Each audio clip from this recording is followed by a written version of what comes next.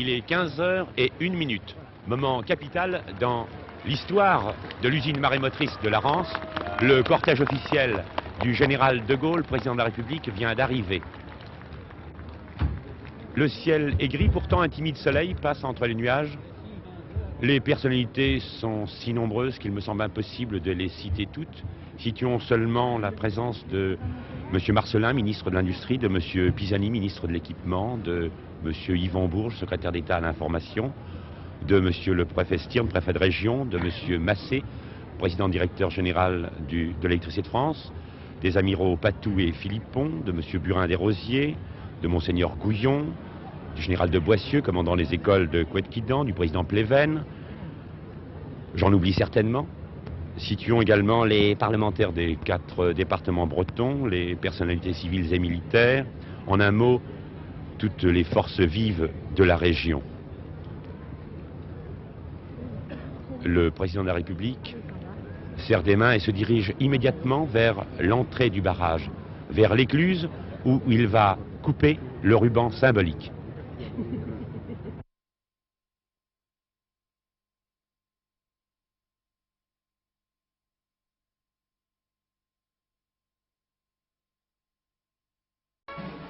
Au reste, c'est sur un autre chantier en voie d'achèvement que prendra fin cette rétrospective. Nous sommes le 26 novembre 1966.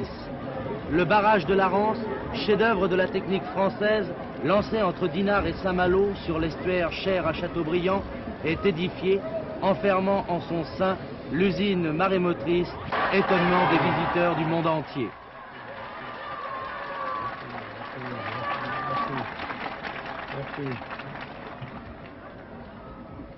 C'est là que le président de la République devait lancer les paroles d'espoir que les Bretons ont encore en mémoire.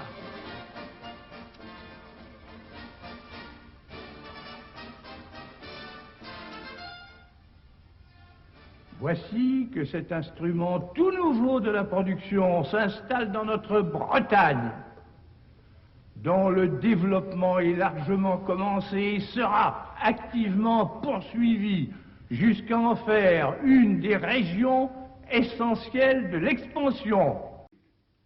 Aussi marquée que Saint-Malo, par la capacité, l'audace, la gloire maritime de la patrie, d'un monument aussi expressif de sa grandeur et de sa splendeur que l'est le Mont Saint-Michel, cet ouvrage moderne par excellence s'encadre dans un des sites géographiques et historiques les plus émouvants qui soient, sans en briser aucunement l'harmonie et la signification. Comme la Rance coule vers la mer, parce que sa source l'y envoie, ainsi la France est fidèle à elle-même lorsqu'elle marche vers le progrès. Vive la République, vive la France.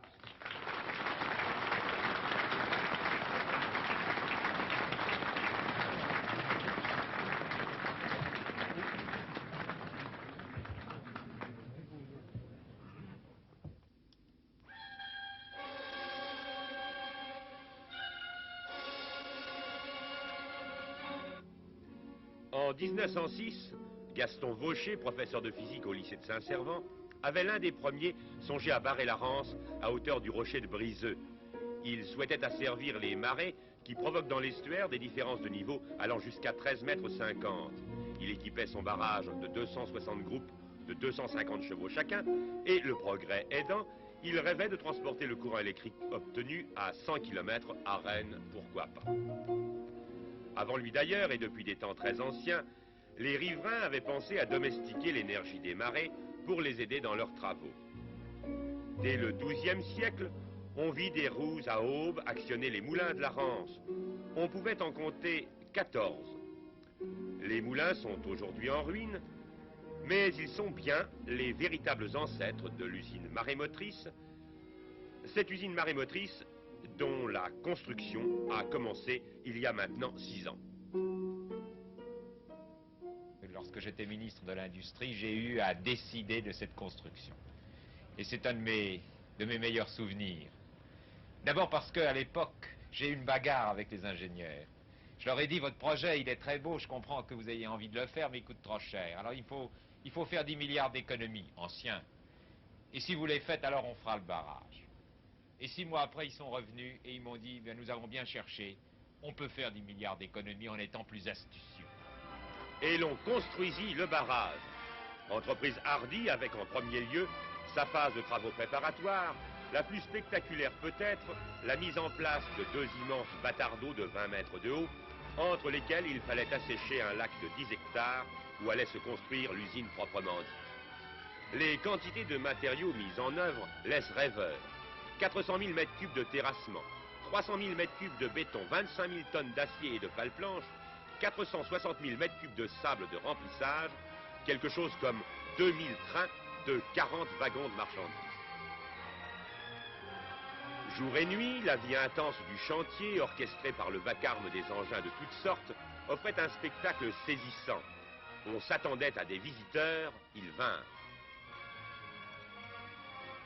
Depuis le début des travaux, c'est-à-dire depuis 1961, on a reçu sur la Rance quelques 150 000 visiteurs. Beaucoup de Français, bien sûr, la majorité, mais il ne faut pas oublier que nous avons reçu des personnalités de plus de 50 nations différentes. Les Chinois et les Russes ne se montrèrent pas les moins intéressés. 7 missions soviétiques sont venues tour à tour. L'une d'elles, ici, ayant à sa tête le maire de Moscou en personne. Sur le chantier, pendant ce temps, on connaissait aussi, il faut bien le dire, certaines heures chaudes. Et cette photo a été prise au mois de juin 63, au début juin. Le spectacle des courants était vraiment effrayant et l'image est impropre à traduire cette impression que l'on avait. Il fallait en effet, on craignait alors à ce moment-là l'érosion et les courants étaient très violents. La vitesse de ce courant était peut-être de 10 mètres secondes entre les passes. Il passait quelque chose comme 15 000 mètres cubes à la seconde. C'est un débit énorme puisqu'il représente presque 3 fois le débit du Rhône en crue à Avignon. Avez-vous le sentiment de ce danger à ce moment-là précis? Je ne sais pas, monsieur, car on avait confiance, n'est-ce pas? Les ouvrages avaient été bien étudiés, on était quand même certain. Et peut-être, on n'y a pas trop pensé, heureusement d'ailleurs.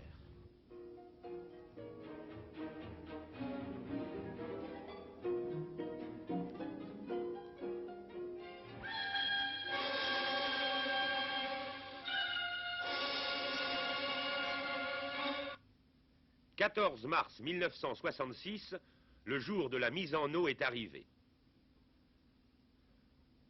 Longtemps retenue, l'eau allait prendre possession de l'ouvrage, en léchant d'abord timidement la base, puis l'embrassant presque totalement jusqu'au niveau des trottoirs construits en contrebas de la large chaussée centrale pour permettre aux automobilistes qui utiliseront cette dernière de découvrir le magnifique panorama.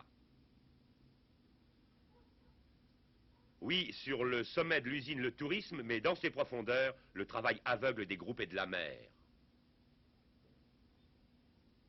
Lorsque la mer a rempli le bassin, celui-ci se trouve plein, on attend que le niveau de la mer soit descendu de quelques mètres pour vider le bassin par l'intermédiaire d'un conduit hydraulique, et l'eau, en passant dans ce conduit, fait tourner la turbine.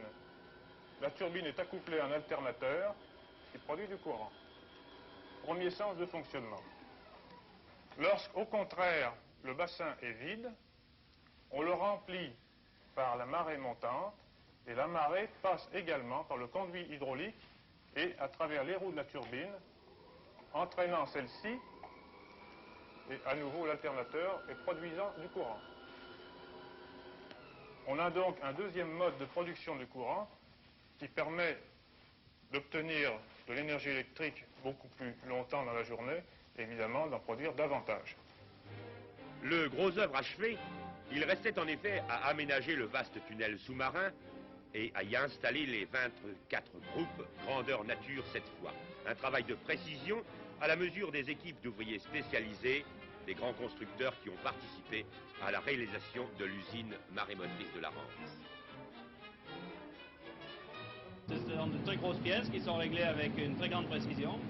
La machine au total fait 500 tonnes et est réglée au dixième de millimètre. Tout l'ensemble du chantier s'est déroulé de façon, disons, normale. Il n'y a pas eu de coup dur? Non, pratiquement pas de coup dur, pas d'accident non plus, ce qui est une satisfaction pour tous. Quand on arrive à la fin, on a quand même une fierté d'avoir construit tout l'ensemble de la centrale. Il faut dire que ce travail du barrage de la Rance représente un travail d'équipe où peut-être 1 millier de personnes, aussi bien des constructeurs que des entrepreneurs de génie civil et que d'EDF ont participé.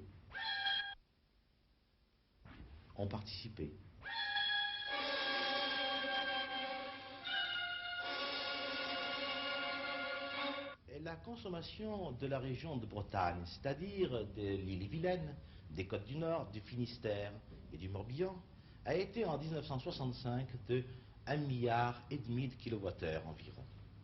Donc la Rance, la production de la Rance, c'est-à-dire 550 millions de kilowattheures, représente plus du tiers de cette consommation. La Bretagne a-t-elle conscience de cette source d'énergie nouvelle? Et alors, que pensent les Bretons?